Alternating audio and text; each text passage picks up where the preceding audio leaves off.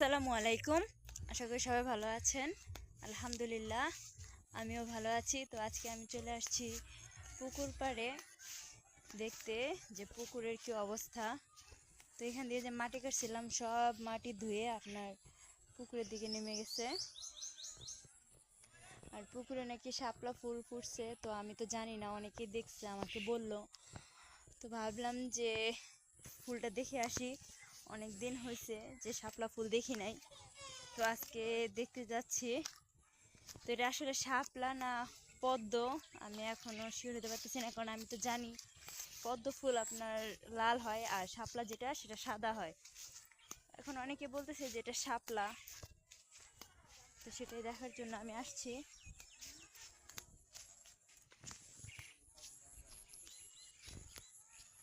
কথায় আছে যে গোবরে ফোটে পদ্ম ফুল, আর আমার এখানে হয়েছে পচা পাকারে পচা পুকুরে হয়েছে শাপলা ফুল। তো আমি যদি আপনাদের একটু জুম করে দেখাই, এই যে দেখেন, যেহেতু আমার নিচে নামা সম্ভব না তাই যেখান থেকে দেখাচ্ছি দুটো ফুল হয়েছে, আরও হয়তো আছে দেখা যেতেছে না। তো এই পুকুরে কোনো পানি ছিল না, আপনার বৃষ্টি হওয়ার পরে ইদানিং যে টানা বৃষ্টি হলো সেই বৃষ্টি হওয়ার পরে পুকুরটা আবার পানি দিয়ে ভরে গেছে। আর ঘাস লতা পাতা সেগুলো তো আছেই। তো সেটার পাশাপাশি যদি আমি আপনাদের এখন পুরো গ্রামটা একটু ঘুরে দেখাই, তো একবার দেখেন গ্রামটা।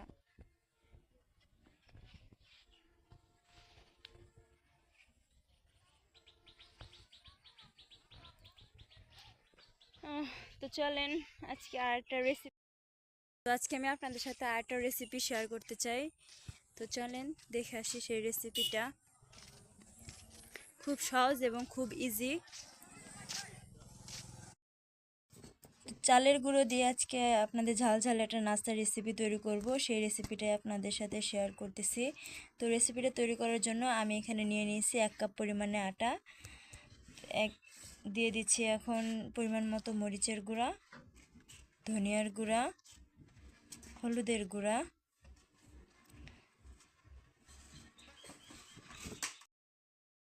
এখন দিয়ে দিচ্ছি পরিমাণ মতো লবণ। দিয়ে এখন পুরো মিশ্রণটিকে ভালোভাবে মিশিয়ে নিব।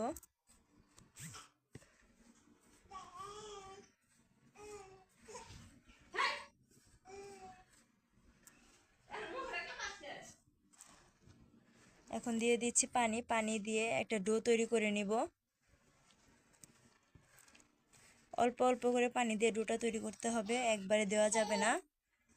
তো একদম ঝামেলা ছাড়া ঝটপট তৈরি করা যায় এই নাস্তাটা। আমার আটা ডোটা তৈরি করা হয়ে গেছে, এখন এটা আমি পিড়ি বেলুনের সাহায্যে বেলে নিব।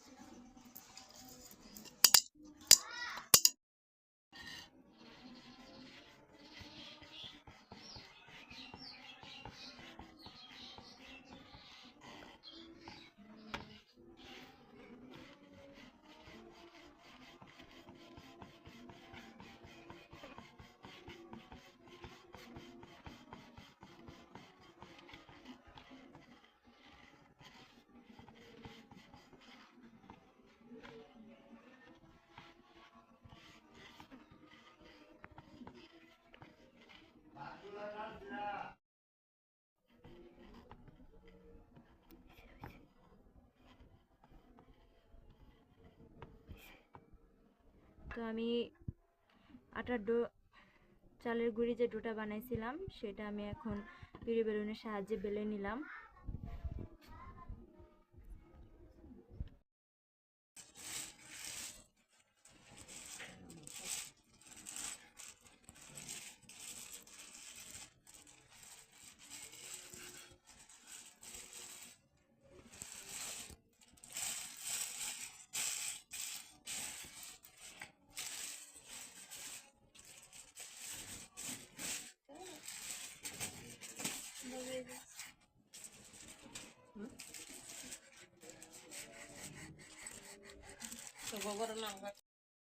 সাহায্যে আমার ডোগুলো কাটা হয়ে গেছে।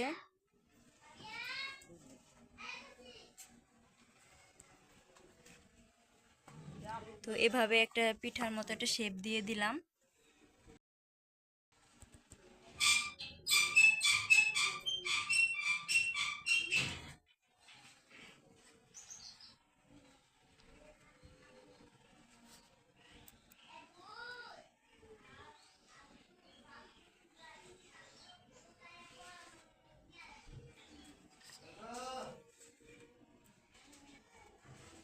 তো দেখুন কি সুন্দর একটা পিঠার একটা শেপ চলে আসছে। নাস্তাটাকে তেলে ভেজে নেব। তো তেলে ভেজে নেওয়ার আগে কড়াইতে আগে তেল গরম করে নিতেছি।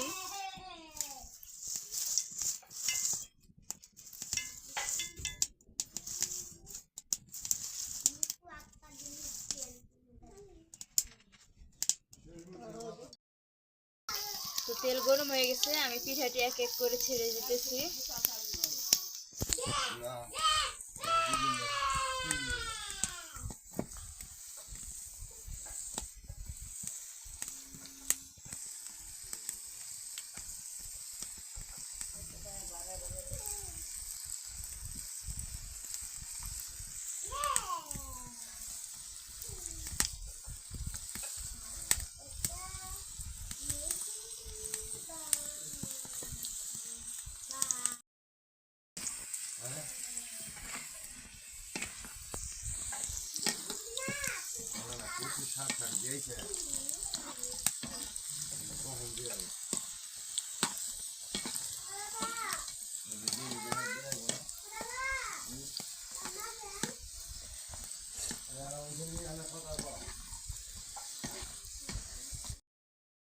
এইভাবে ওলট পালট করে ভালো করে ভেজে নিতেছি।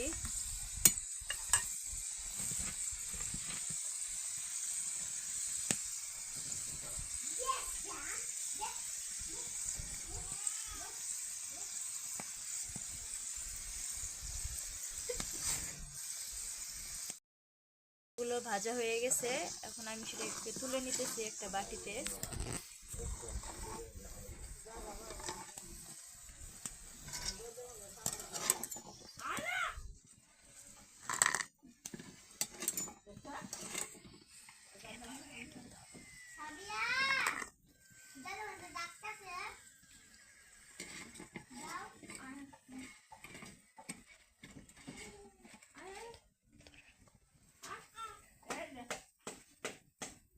তো দেখেন কি সুন্দর হয়েছে পিঠার রংটা।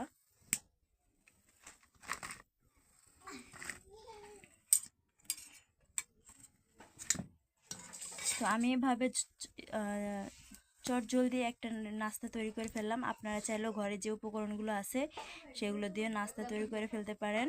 তো ধন্যবাদ সবাইকে আমার ভিডিওটি দেখার জন্য। যদি ভালো লাগে আমার ভিডিওটি তাহলে অবশ্যই আমার চ্যানেল সাবস্ক্রাইব করবেন এবং লাইক শেয়ার করে আমার পাশে থাকবেন।